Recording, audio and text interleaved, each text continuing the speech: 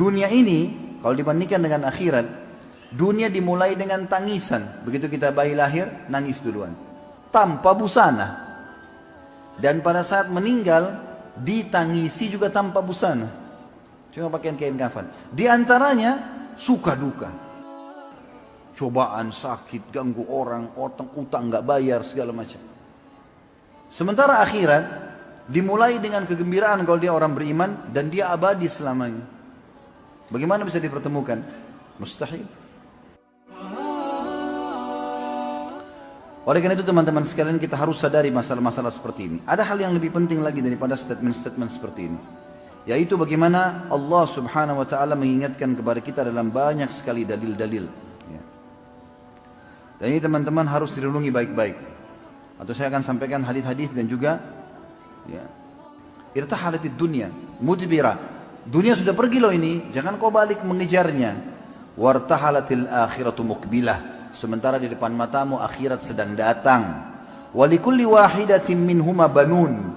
Dan kedua wilayah ini ada keturunan-keturunannya. Fakunu min abna'il akhirah. Maka jadikan dirimu sebagai anak-anak akhirat.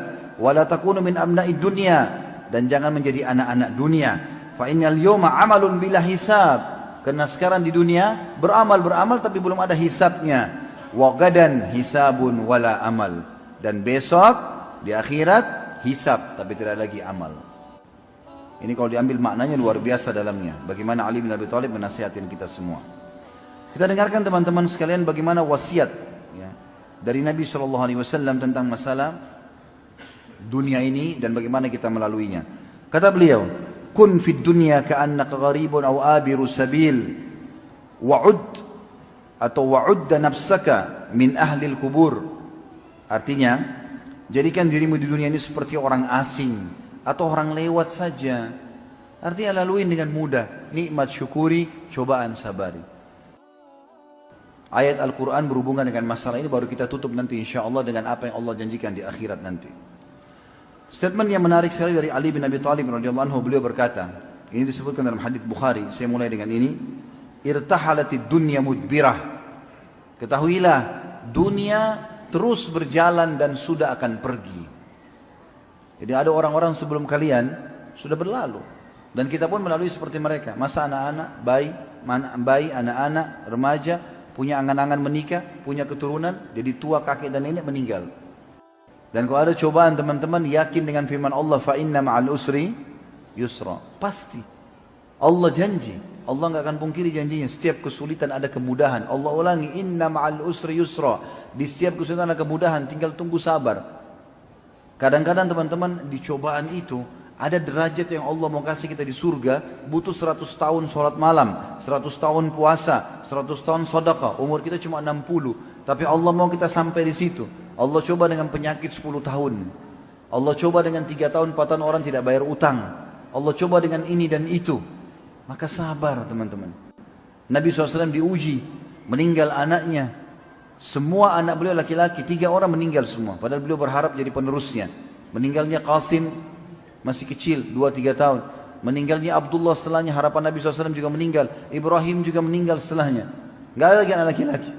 Gitu kan? Harapan beliau. Istri tercinta Khadijah meninggal di masa hidup beliau. Orang-orang tercinta banyak di antara sahabatnya, pamannya Hamzah mati, terbunuh. Beliau tersiksa, diganggu oleh orang sampai pernah sholat di Mekah, dituangin kotoran unta, sabar. Di kota Taif dilempari dengan batu, setiap kaki beliau SAW terangkat, dilempar batu. Yang turun, ya dilempar batu juga, jadi dua-duanya berdarah. Ribuan orang melemparinya, tapi Nabi SAW sabar melalui itu semua, karena beliau tahu itu teman-teman sekalian. Dan beliau mengingatkan kita kepada sebuah hadis yang mulia. Kata Nabi SAW, wa'udda nafsaka min ahlil kubur, dan selalu tanamkan dalam dirimu kalau kau adalah penghuni kuburan. Wa qala Ibnu Umar radhiyallahu anhuma, dan Ibnu Umar berkata menanggapi hadis ini, yaqul idza amsayta fala tantadirus sabah. Kalau kau telah tiba di sore hari, jangan pernah menghayal menunggu esok pagi, belum tentu kau hidup. Wa idza asbahta fala tantadirul masa. Dan kalau kau sudah tiba pada saat pagi hari, jangan tunggu sore, nggak ada jaminan. Bisa saja kau keluar rumah, kita nggak buat apa-apa, tapi kita ditabrak oleh kendaraan. Bisa terjadi banyak hal. Jangan pernah menghayal teman-teman nanti masuk ruangan ICU di rumah sakit baru mati. Enggak.